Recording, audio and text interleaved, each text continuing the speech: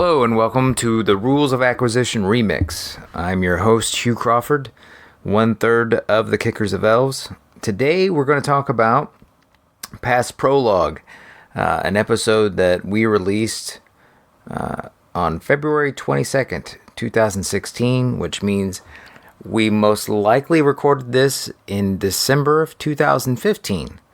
This was a pretty good episode, I think. If you listen to it, the format is starting to coalesce. We're getting less discussion on macro Star Trek issues and starting to unpack the episode more. Anyway, I hope you enjoy this episode.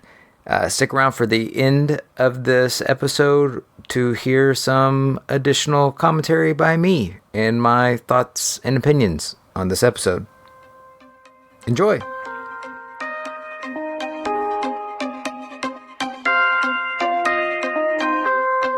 Tall Kalian tea. Gold pressed latinum. Oh yeah. Bilitrium bombs. Structural integrity fields. Oh yeah. Klingon cleavage. Homoerotic spy crap. Oh yeah. It's time for the Rules of Acquisition. Hello and welcome to the Rules of Acquisition, a podcast where we will be talking about the greatest television show ever made before the year 2000, perhaps. Star Trek, perhaps. We'll say yes. Yeah, sure. Star Trek. Deep Space Nine, the precursor to the golden age of television. Maybe. With me, as always, is I'm Wade Bowen, and with me is James Nolan. Hello, guys. And Hugh Crawford. Hey, how we doing? I'm doing good. Hope y'all are doing good. You're doing good? Yeah. I'm doing very good. Okay. Well, all right. Tonight, this is our third episode. We're going to be talking about the third episode of Star Trek Deep Space Nine as seen on Netflix. The second episode as aired originally, correct? Yep, that is correct. Right. All right. And this is a past prologue. Yes. A Tempest, Shakespeare's Tempest reference, I believe. Okay, yeah, I had a question about what the title meant, but before we get into that, maybe we just want to start with a short description. Yes, according to IMDb, past prologue first aired on January 10th, 1993. And the description is Tana Los, a former Bajoran terrorist during the occupation, asked Cisco for asylum on DS9. Meanwhile, the station's last Cardassian inhabitant, Garak, possibly a former spy for the Cardassian government, proves an interesting mystery to Dr. Bashir. And that pretty much sums it up. That's our A and B storyline, and eventually they kind of intertwine. The episode starts off with the terrorists thing, but the most notable thing is the incredible sexual tension between Dr. Bashir and Garak. Am I wrong? Yes. I was actually, the first thing I wrote was it starts with a gay pickup. Yes. Yeah. I mean, wow. I'm so not aware of that. I should have paid more attention. You didn't pick up on any of that? How about the... Hey man, I'm naive. I'm the naive guy that gay guys love to hit on in the bar that doesn't realize it. Really. Well, you were Bashir. You're Dr. Bashir. You're Bashir. Oh, I've been Dr. Bashir before. But, well, I've been in gay bars, but I'm never... No. Yeah, so that's what makes... Garak is very arch and full of innuendo, and he's pretty much one of the best things about Deep Space Nine throughout the whole series, as far as I'm concerned. He is my favorite thing. And I think he's my favorite thing. I think by far Andrew Robinson, I believe is the actor's name. I love that guy in things. He's most famous, I think, for being in Dirty Harry. He's the villain in that. Oh, wow. But he's, if you're a fan of Hellraiser, he's the main character in the first Hellraiser movie, and he's pretty great in that, too. I just watched that like a couple of weeks ago. Yeah, It's not a good movie. No, it's not. But he's fine in it. He's the beta male that his brother starts the whole plot. He's the zombie, or he's the husband. Oh, he's the husband that the cuckold, basically. Yes, the cuckold. Yes. Okay, so in this episode, past prologue, we've got this Tana Los character is a former and turns out current Bajoran terrorist that asked for asylum from Commander Sisko, and because he's running from Cardassians. And the first thing he does when he gets on the ship is ask for asylum, and the second thing he does is to question Kira's street cred, basically, right? Yes. Right. Yes, he is a Kon Ma. Kon Ma. This is like, and I guess it's supposed to be like, I mean, I'm sure it's supposed to be like Hamas is probably patterned after Hamas, but Or the IRA, I like this, right? Yeah. I guess the IRA. But okay, so this whole thing, the only thing that I have that's sort of big picture about me not understanding where this show is so far is that for having these long, intricate plot lines about the internecine war of ideas happening on Bajor, they don't go into what they're fighting over. Maybe the Kon Ma have a really good point of view, but we're never expressed that. Well, they want Bajorans for Bajoran. But what does that mean? That's like saying you want smaller government. It's like they're not being specific. Well, they don't want anybody coming in to go through the wormhole. They don't want the Federation. That's right. They want to be poor, but their own, which is kind of lame. But I get that, but I like okay. So like they hate the provisional government, but do they just hate the provisional government because the provisional government's working with the Federation? I think so. Yes, I think so. Okay. Yes. Okay. Is there not like a list of like? Part of me was like, well, maybe I should. It would be interesting if I, as a viewer, was sort of persuaded by his Kon Ma view, but he's just brought in as a black hat at the beginning of the episode anyway. Yeah. So, yes.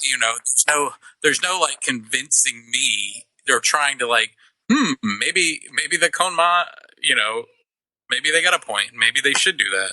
He's not actually, his point of view isn't, or Kira's point of view really isn't what you're supposed to see here. What you're supposed to see is like how Sisko responds to his like first test of command in a weird way, right? Yeah, like, I think maybe. They're trying to do both things, kind of, but not very well. Right, they're trying to show that Kira is not like a patsy for the Federation. And they're trying to show that Sisko is kind of a badass. He's like, yeah. It's an A+ Sisko episode. Oh, yeah. Oh, really? Because I have a little bit of critique. I felt like his energy level... I felt like his energy level at the beginning of the episode was a little low. I think I even wrote that Sisko was loaded up on Xanax and Ambien. By the end of the episode, he's great. Yeah, the beginning of the episode, I feel like I don't actually remember him from.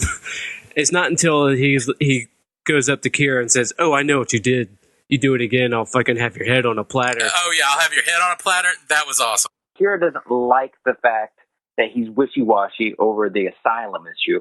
So she takes exception to it and goes over Sisko's head to his boss, interrupts it, Starfleet Admiral who's in a meeting, and tattletales on Sisko. Right. And then later the boss calls up Sisko and says, "You have a get your people's shit together," and he basically like calls her out on it, and she has nothing to say in response. Right. Isn't that about right? Yeah, is this the first Star Trek admiral that is not like a traitor or the bad guy? I think so. I think this is the first one. The actress, a complete hero. The actress who plays her is Leonard Nimoy's wife. Whoa! No way. So whoa! Yes, bringing out the big guns on the trivia there. Yeah, right. There's been a vice admiral that wasn't a bad person, but yeah. But she was only boning Chekhov in real life? Yeah, right. I was actually a little shocked by this because by that being Leonard Nimoy's wife, because I thought Leonard Nimoy had a BBW fetish. Right. Because he has published multiple books. Yeah, that's pictures. Like his shtick of like, yeah, big, beautiful. Yes. Oh, but she really? Naked ladies. Yeah. There are several photography books, if that's your thing. There are several photography books put out by Leonard Nimoy of very naked and very suggestive, very large ladies. Wow, I didn't know that. Yeah. Maybe that's just him being like a good guy and being like, hey, you know what? Everybody's beautiful. Because I mean, that's how he spun it. Like, it was Leonard Nimoy promotes a positive body image. Yes. Yeah. All right, trailblazer. That's how I saw it spun when he died, anyways. So, It's like his R. Crumb lady. so what did you guys think about? What you guys did? How much did Kira get on your nerves this episode, James? Oh, a lot. I on think, like a scale of 1 to 10. This was the worst so far.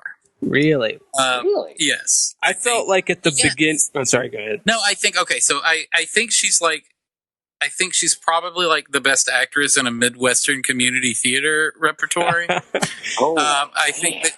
Ouch. But like, I think that she's got, obviously, she's got some skills. She's got energy. She learns the lines, I'm sure. But I think she's very watchable. Yeah, I don't, and it's not a physical, because I think she's attractive. So it's not that I don't want to, I don't want to come off as like I just don't like her. But I think that when here's what it is that she acts like someone who is trying to be like a gruff, no nonsense type A person. I don't think that she's actually being that. And so in scenes that even where it's not called for, she comes in really like jumpy and abrasive, like a 12-year-old bully. And the scene where she was good was the scene where she needed to be good, was the scene with Odo. Yeah, that's what I thought. I wrote, like, at the beginning, I thought she kind of overdid it with, like, I'm an angry, pissed off person. But by the time that Odo scene, I'm angry and I'm gonna she does a pretty good job, I thought. A politician? Me? What? She doesn't bother me in the least, so it's interesting to hear you guys in your complaints. I just had a weird, like, realization that I want to bring up now, which is totally insular, but my sister-in-law loves Star Trek, loves DS9, and then I realized she has the same haircut as Kira. And then I wanted this, like, oh, wait a minute, she can kind of blow up kind of fast, too. I wonder what her relationship to Deep Space Nine is, and if she ever thought about that. Yeah. Well, but I'll save that. Maybe we should have her on and have her opinion about that before I make any We should have her on. really gross, get me in the doghouse assumptions that will, like, bite me in the ass. Because I love my sister-in-law. She's great. She's great. We all know your sister-in-law. Yes. The one thing I would say is that the scene with the Odo, the thing that I wrote down for that is that they have this like term in wrestling where it's called carrying someone over, where like if the wrestler who's supposed to lose the match is a much more skilled professional wrestler, like he can lose in a way that makes the guy winning look good. Like that was like what Macho Man Randy Savage was known for, is he could lose making you look great winning. And I felt like that's what Odo was doing in that scene. He was carrying Kira over. Like, I noticed that there was decisions that Renee Auberjonois was making that was, like, decisions that would get her a better performance out of her. And I really liked it. I thought I thought that scene worked, and that was the scene that had to work for the episode. So no, it was good. One of the highlights of this episode for me was the reintroduction of the Duras sisters. Right. The treacherous Klingon sisters from the House of Duras from Star Trek The Next Generation. Were you guys surprised to see some more Next Generation holdovers pop up so early in the series? I mean, I knew I'd seen it before, so I knew they came in. I was like, oh yeah, them Klingon chicks. But does it surprise you, I guess, that they're pulling that move out?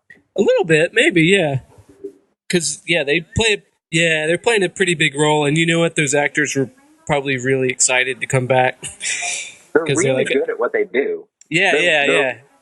They're great characters. I really liked it. As far as villains go, the Duras sisters, I thought were really used well, and they're fun to watch. And they come back later on, I believe. Yeah, I know. And it's good, too, because, like, they're like, oh, we're played out. We're not coming back to the Next Generation. But holy shit, we get to do this again. Oh, this is fun.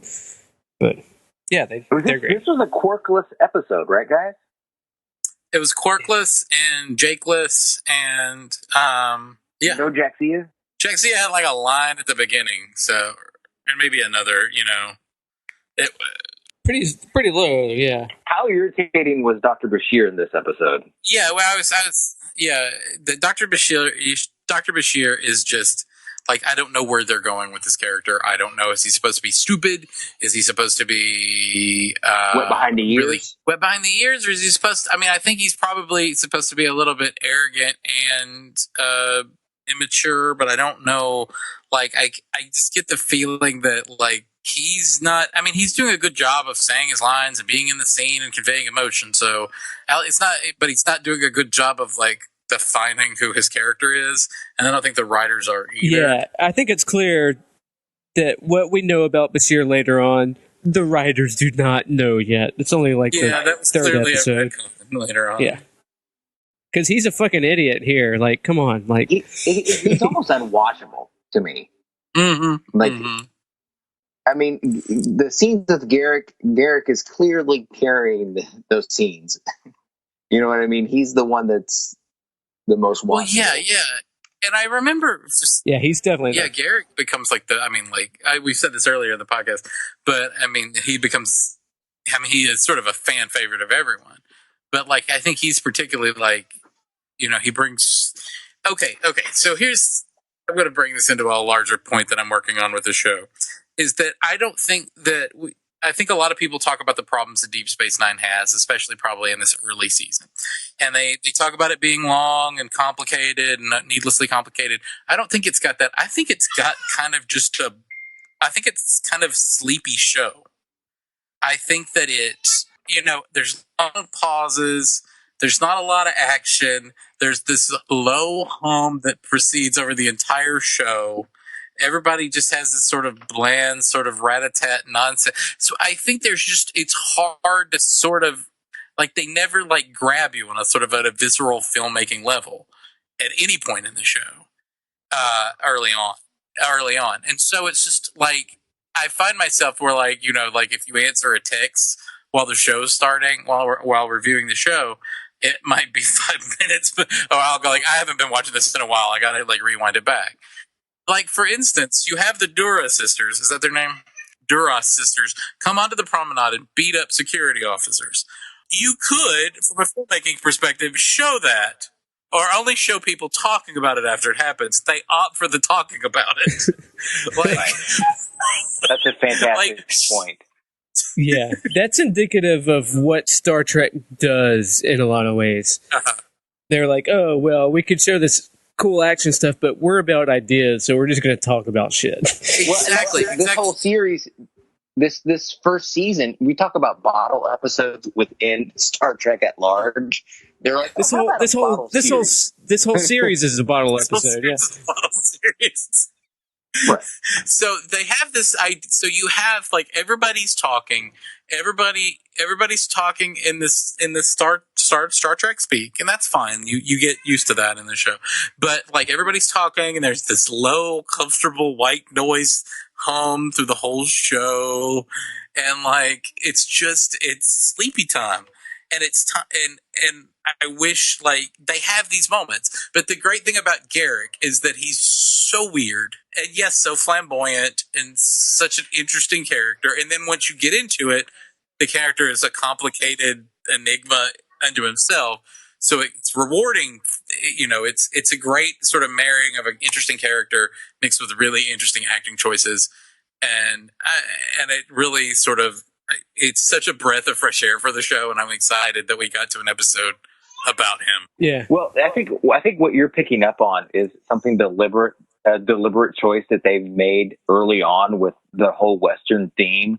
Like, especially when you're picking up on Avery Brooks's choices of being, like, dialed down to, like, a 1 at the beginning. He's sort of like this sleepy town sheriff who kind of, like, sighs and has to do. No, seriously, don't you know what I mean? He's like, he's like a pencil pusher. He just, everything is so provincial. and sleepy, and it feels very deliberate. You know what I mean? If you were a cast director, or if you were a showrunner or executive producer for a show, when someone said "sleepy detective," would you ever say, "Give me Avery Brooks"? I would.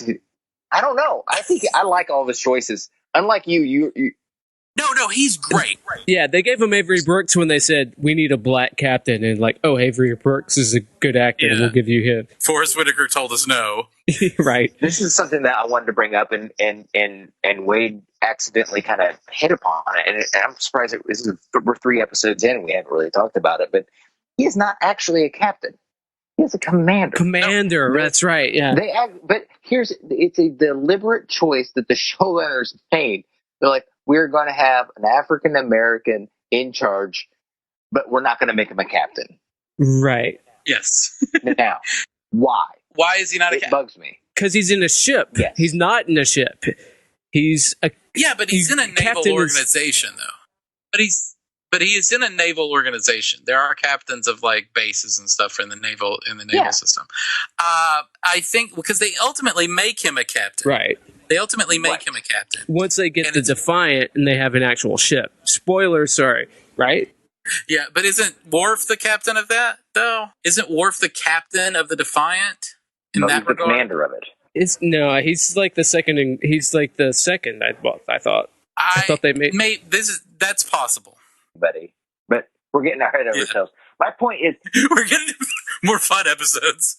My point is that does him being a commander serve the narrative? Because before the wormhole, it is a shitty outpost that you have to like do to like earn your rank, like to climb the ladder. You know what I mean? Right. And they're throwing it at him because his wife died, basically. Right, like you're damaged goods. Here's a shitty job that won't be too stressful on you, and it could be good for your career. But why couldn't he be... After he found the wormhole and fixed everything, like why couldn't they promote him? Yeah, or why couldn't he just be a disgraced captain to fill that narrative instead of like... Exactly. Why did they have to make him like, okay, you have to work your way up by hard work and ingenuity, pull yourself up by the bootstraps, you might be... No, they should have just made him a captain to begin with. Well, because Star Trek has a history of being cheap and then tricking people into thinking that a promotion for your character is the equivalent of a raise. Maybe that's what it is. Okay, so let me unpack this. Because I think that I don't know if you could be potentially leveling a pretty strong accusation towards the creators of this show. So they're racist. They're racist.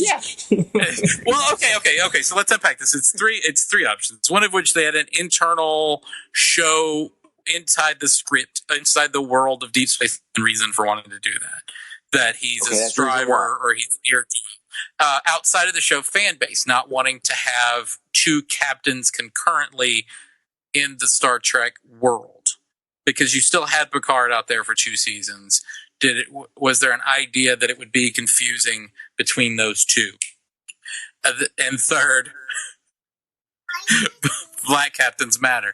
Like, is it because because they're holding it back because of some sort of like idea that he wasn't, because of racial instances or leanings? I mean, I'd like to think better of them because they were at the time.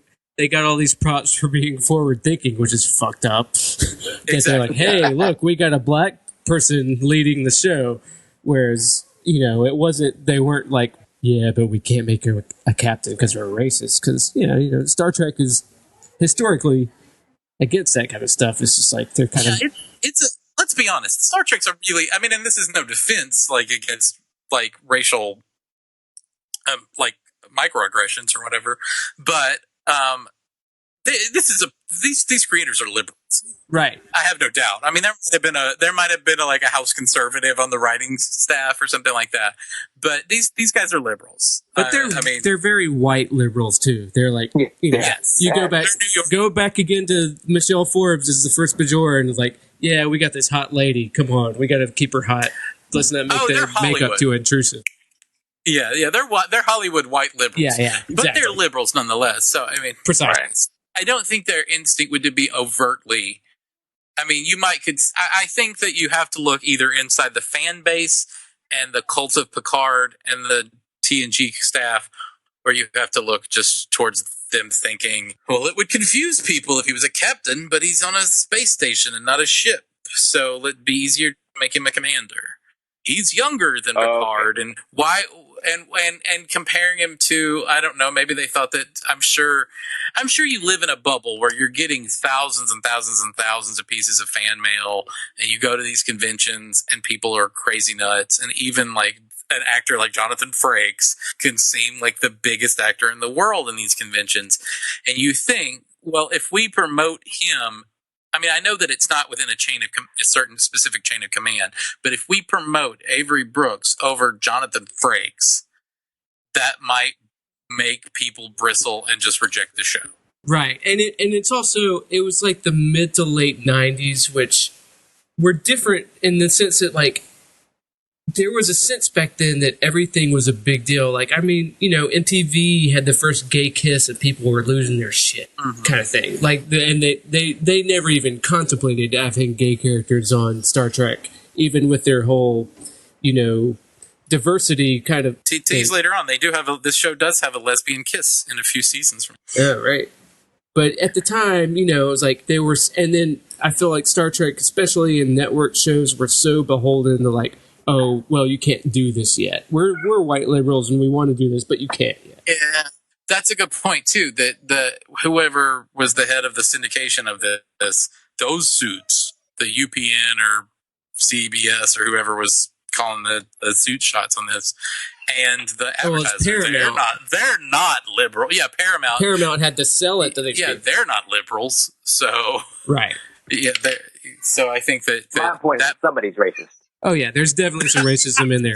I don't think the showrunners are overtly racist. They've got their institutionalized racism that, you know, right. We're three straight white guys talking about it. Yeah. Rick Berman later on said that the reason that they ended up promoting Sisko to captain was because they got sick and tired after, what's-her-face? After Katie Mulgrew. Janeway, yeah. Janeway came in after they brought her in as a captain of the Voyager, that people were talking about the three great Star Trek captains and that Avery Brooks was never in the mix. So yeah, that's a shame because everybody agrees he's better than fucking Janeway anyways. Yeah. Right? She's great in Orange is the New Black though. I actually like her too, but you know what? I like Sisko more than Janeway. I might like Sisko the most, but it's like, you know, whatever captain I'm watching at the moment seems to be my favorite. Right, you know yeah. Because, I mean, I fucking love Picard, but then going back and watching Kirk was pretty good, too. Like, it's a weird thing. Young William Shatner is great. Right. You talk about affected speech. You talk about Avery Brooks going high. And then, William Shatner. I got a daughter emergency. I'm sorry about this, guys. Hey, no, I feel bad. Cool. Hey, I'm going to go pee again. We could do an audible.com right now. Yeah, this is where our sponsors come in, right? Insert sponsor message. Okay, so we were talking about Sisko and how great he is in this episode and how basically we think he's been short-sheeted by being made a commander. Really popped out in this episode for me because he's being called commander an awful lot. You know what I mean? Mm-hmm. He's referred to as commander a lot. I don't know. It just really stuck out and really bothered me this time around. It's bothersome. And I mean, I feel like arguably he's got a much more power than any of that because he's actually, what he's doing is specifically involved with the politics of the Federation. You know, he's essentially being an ambassador, you know. Right. And it's so much more complicated than what. Wear a lot of hats. Yes. Isn't that how you feel? Like he's the administrator, ambassador. He turns out to be a religious figure. I mean, we're not ruining him. He's basically say that in the first episode. I'm sure if a toilet gets clogged, he's the one that has to get up in the middle of the night and go punch it on the station. You know, he has to call O'Brien about it. Yeah, I mean, he's asking like this idea of whether to allow a country to take a political prisoner which was all his like was he to give him political asylum or was he to return him back to Cardassia? And the decision he made could have shattered the peace treaty between the two countries and started the whole war over again. Is essentially what could have happened there. I don't remember Picard ever. I mean, he might have stumbled into a position where he had to make the right call. We were talking about how Picard really had it a lot easier than well, yeah, like since the Deep Space Nine, the station itself is actually the exact opposite of the Enterprise, right? The station is somewhere that nobody really wants to be, but they have to be. And the Enterprise, anytime somebody needs a swanky escort, they call like the nicest Cadillac in Starfleet. Right, yeah, it's a flagship. It's the flagship. Yeah. And that's the whole thing, is that Picard's got the best barber, he's got the best of everything in Starfleet. His second in command has been thrice rejected a promotion to captain. Right, just to stay with him, yeah. Right, and Sisko, he has a sloppy second engineer who just was really mostly just ran transporters, his previous experience. He's an enlisted guy. He's not even an officer, right? Uh-huh. He's got a recycled friend who used to be an old man, but now is a younger woman who really isn't given much to do in the show. He's got a kind of a shitty doctor, right? And he's got a first officer who doesn't even want him there in the first place. And he's got a ship that's basically been invented by like Cold War. He doesn't even have a ship. He's got a bunch of like shuttles runabouts that are named after rivers, apparently. They are. So he's just got the worst situation. It's like the opposite. He's just been given the worst situation. Is that what I like about the show the most, though? That's much more interesting to me. Yeah. To watch. Yes, I think that's what I'm unpacking here too. Yeah. So, like, that's what's more fun. I mean, not to sneak ahead, but next week's episode, this starts with this, like, whole montage of, like, O'Brien having to fix all the shitty Cardassian equipment and, like, how, like, that consumes his days. I like that they're, like, in the old junker of they're in the gremlin, essentially. Equipment. Yes. And that's sort of it's almost like a Star Wars element that's added to it, you know, because it's like, you know how like all of those great Star Wars scenes where like they're having to like ratchet some shit to get out of a problem. Like, they've got to open up the fuse box. The technical without the action of Star Wars. Yeah, or just how like everything looks burnt and like used in the Star Wars universe. You know what I mean? Yeah. Like the ships have burn marks on them and stuff. And there's a dirty, used aspect to it. There's none of the sheen of the previous series are on this show at all. Mm-hmm. Yeah, it is. I think you're right. I think that maybe that's what we do like about it so far, is that it's scrappier and a dirtier little corner of the Star Trek universe that would otherwise just be passed over in like orbit by the Enterprise. Mm-hmm. I totally agree. Yeah. So, did we finish talking about what happens in this episode yet? I think we pretty much did. I mean, it turns out that the terrorist is still a terrorist, and he wants to bring, and he wants to close the wormhole with a bomb, right? Right. And Kira basically gets talked out of doing the right thing by Odo, right? Right. Odo calls the principal on her, basically. It's like, it's like she wants to talk to you. Yeah, someone down here in security wants to talk to you. So, yeah, no, and that scene is great and probably one of the better acted sequences in the show so far. Totally. Yeah. One thing I did write in my notes, I'm just going through my notes of anything I asked, is that going back on the subject of I don't think Nana Visitor's a very good actress, in the runabout, when she's having to act like she's surprised about being the Cardassians and the Federation triangulating them on the handoff with the Latinum or whatever. She's acting like she's surprised, and I just wrote, not a visitor has trouble acting like she's acting. maybe Kira is a bad actor, and that's good acting. I don't. It's though this is something. This is the first mention in Deep Space Nine, anyways, of gold pressed Latinum, I believe. Oh, is it? Oh, okay. I don't think it was in. Maybe they do in the first one. I did read a dork note on Memory Alpha, which was like, this is the only time that gold press latinum is talked about in units of units of weight instead of numbers of bars. Okay. So they were still sort of working through what gold plus latinum is. Also, two things I would comment on is that it bugs me that half of the episode hinges on bringing two other Kon Ma guys onto the ship. Two guys we never meet. There's a problem. They come on the ship. They bring on the gold. Like, there's all of these scenes about the other two guys. And that's when one scene that could have been great, one thing that they didn't, one area they didn't go is there's a brief scene right before the Odo scene where where Sisko already knows that the people are still working with Kon Ma and are planning something. He's gotten that information from Odo and Bashir. And he goes to Nana Visitor or Kira and asks her, does she trust those two other guys? And she goes, absolutely. And at that moment, Sisko totally doubts Kira and thinks that he might have essentially a terrorist sympathizer with a great amount of power on his ship. And you get to see him like experience that for a minute. And then the next scene is the Odo scene where she breaks down. I just don't know who I am anymore. And then they call Sisko in and they patch it all up. And she's now, the next time you see them together, she's on Team Federation and she's planning with them. But like, why not stretch that out? Why not have that sort of fundamental doubt about where her allegiances are? Why not make that's what they call drama.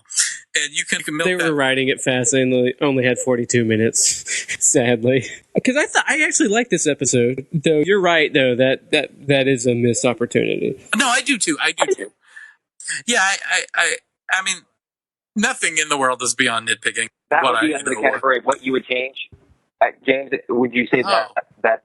Oh, yes. Basically what you would update? Mm-hmm. I'm going to go ahead and tell you what I would change real quick here.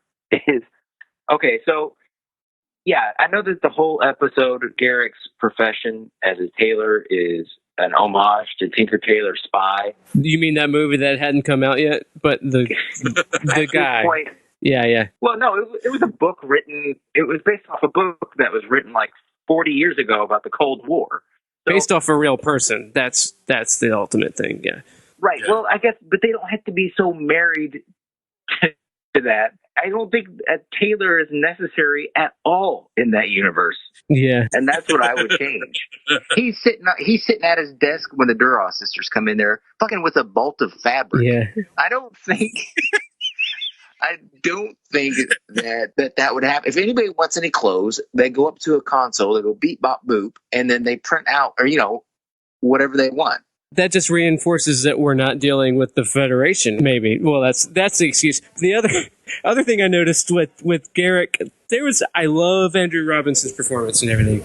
There's a moment there where he went a little, it sounded to me almost like a little bit Frozen Caveman Lawyer. It's like, listen, I'm just a simple clothier. I don't know these things. But I say that with the utmost respect. Nothing, one of my most beloved people in show business ever is Phil Hartman. Phil Hartman, yeah. Okay, so one of the things I got a world of issues, and I might stay on this throughout every podcast that it comes up, is I don't understand if replicators existed. I mean, humanity for possibly 3 million years before the invention of agriculture was completely consumed. Our entire existence was to garner food. So they create a machine that just makes food now without expense or money or anything. Why can't it make, your point, why can't they make clothes? Because it can make a school bell. Why can't you just have a replicator that makes gold pressed latinum? If you had a replicator, that's a bigger, if you could have something that could supply food for everyone without a drain on resources. Well, the Federation has replicators. The Cardassians had replicators too. I thought they were fixing the Cardassian replicators. Oh, you're right. Do they just have somebody not written the code? Why that? They do have city replicators. That's precedent. They do establish that their replicators suck, right? Right. Well, okay, so for instance, in the first episode, Quark says that the Bajoran ale sucks. Why? If it's from the same replicator that it makes the good. I mean, it's all like. Well, if we're getting into world building, I think if the rest of all the universe, except for the Federation's evolved past capitalism or whatever, but the Ferengi, for instance, haven't. So, as a nod to the Prime Directive, you would have to put stipulations into the replicators not to make Latinum, because that would interfere with the Prime Directive as far as the Ferengi goes. So it's immoral to produce Latinum, because then you're breaking the Prime Directive. Okay. Oh, that's completely more fascinating than anything that we've seen. Yeah. Then you could get onto gold standards and like money inflation. And okay, so that maybe gold press Latinum is worth something now. That it has value in all of these societies, and it's why it's used as currency is because it can be replicated. Well, I haven't been on Memory Alpha. I'm just patting myself on the back for that justification that I just made up just now. Yes. No, that was far more interesting. I think what would you change in this episode, Wade? Anything, or was that pretty much it? Yeah, I would throw in that bit about gold press Latinum. Because after that last episode, yes. I like this one a lot. No, this was a good episode. I mean, there wasn't. I mean, the things that my critiques on it are largely production based. Like, but it seems like the basic storytelling. Yeah, it's like you're in a visual medium, and in any visual medium, you're supposed to show, not tell. And there's just a lot of standing around and telling. Right. Oh my god, on flat angles up against flat backgrounds. That bothers the shit out of me. That's just a problem with Star Trek in general. Yeah, it's very of its time, not dynamic. I will say that the one show the shows that started to break out of that were the later Deep Space Nine seasons, where they started to do more sort of advanced sci-fi sort of filmmaking, having not just nice soap opera lighting, everybody standing in a semicircle talking against a flat background. Well, that's kind of the genre for Star Trek in itself, is like based on space Twilight Zone space radio plays, where they're just the visuals are boring, and they're just it's kind of the way that. But you're right, it is a fault. Yeah, and I get it with lighting, because lighting can really, from my understanding of how TV shows go, to get better lighting or more like cinematic lighting, that takes time, and time is money on filming these things. But to just put the camera somewhere nicer, just to actually get more interestingly framed shots, doesn't take that much more time.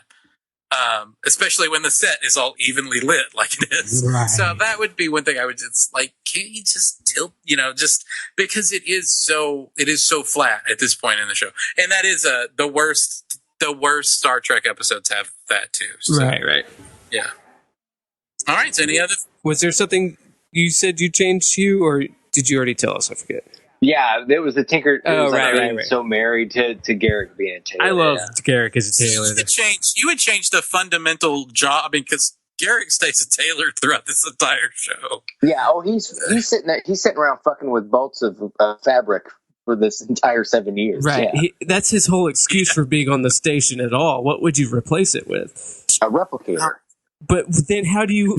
what would you replace Garak? You have to have Garak, or else if he's just a talking replicator, that's even worse. I would maybe have him be an accountant or something. Offer a service that people need, but not necessarily a product that people need. You make him... Well, he's like an artisanal guy. We could replicate this, but you want Well, he could have a job that only he could do, that wasn't service industry based, that couldn't be done with a replicator. I mean, I don't know what that I have a massage parlor. Well, we already know the holodeck can do that. Yeah, that's true. with big. And we'll lick your back. That's right. He could run a Turkish bath. Well, we've already established that we can't have any gayness in this series yet. It's still the 90s, so.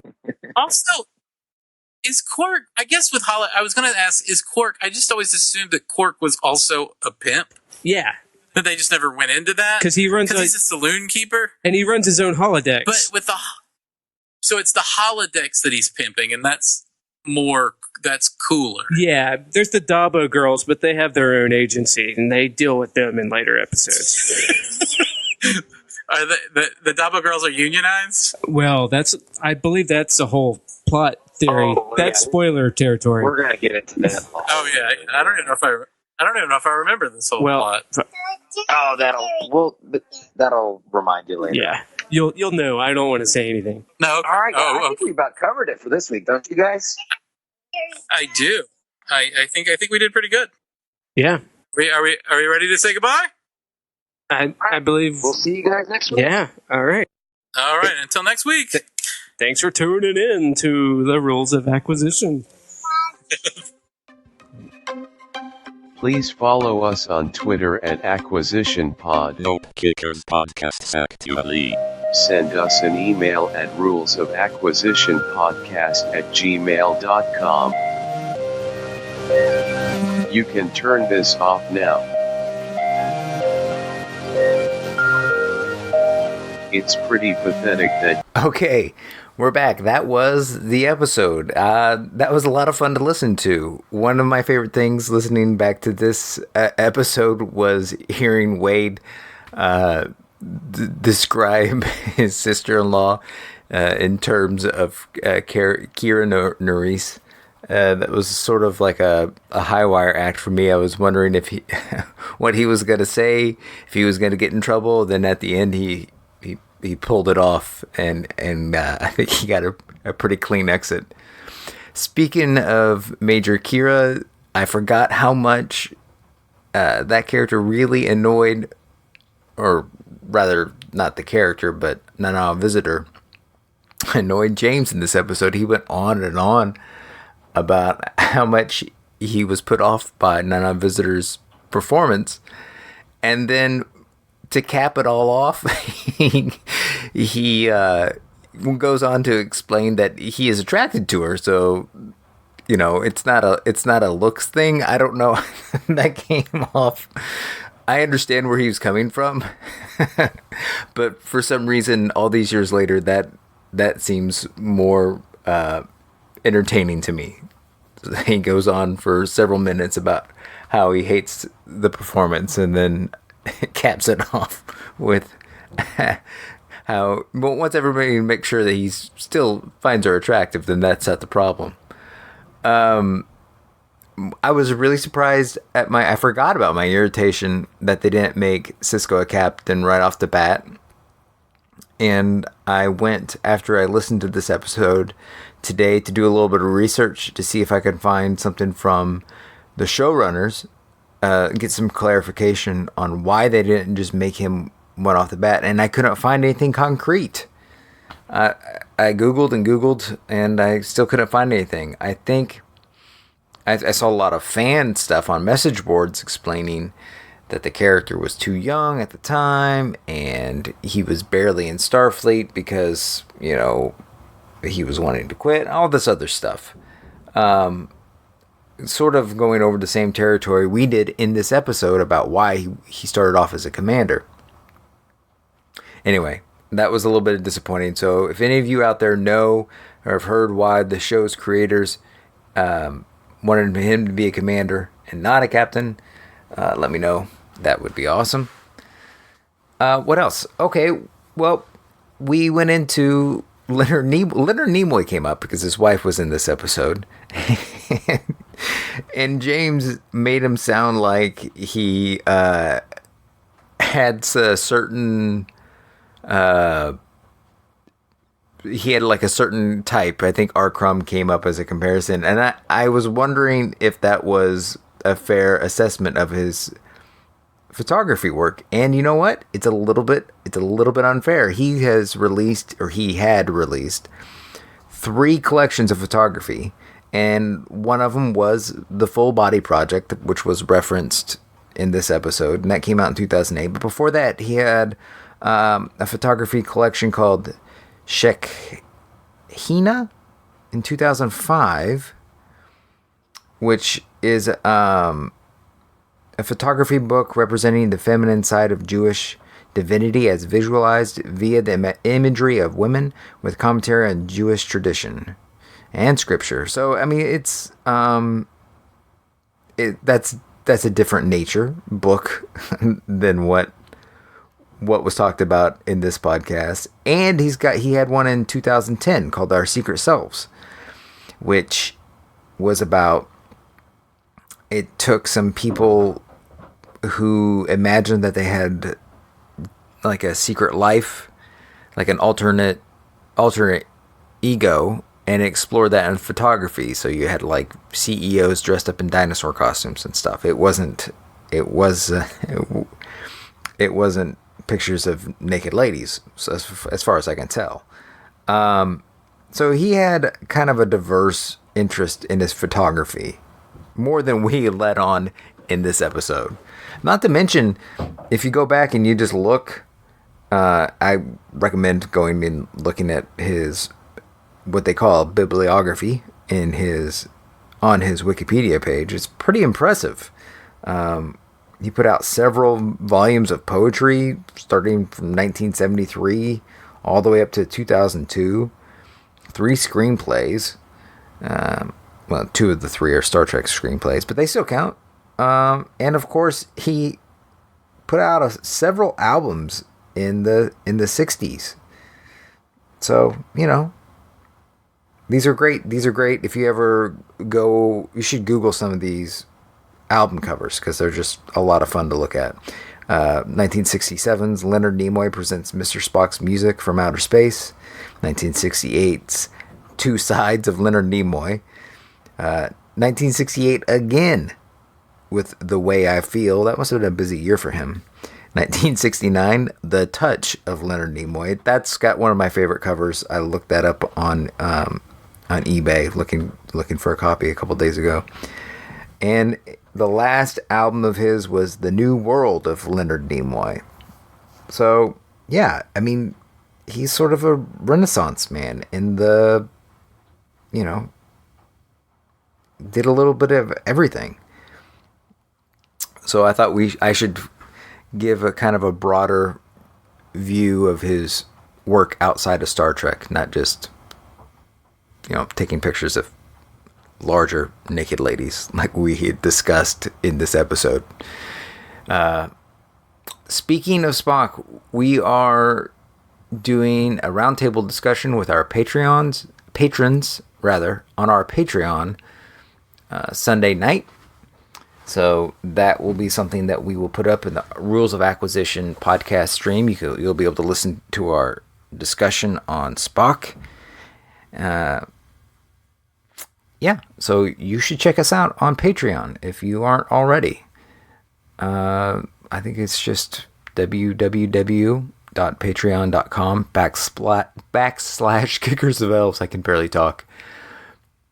And that's it.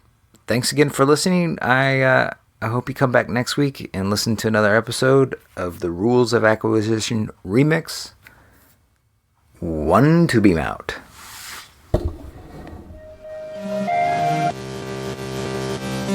We believe in you. We know you are better than this.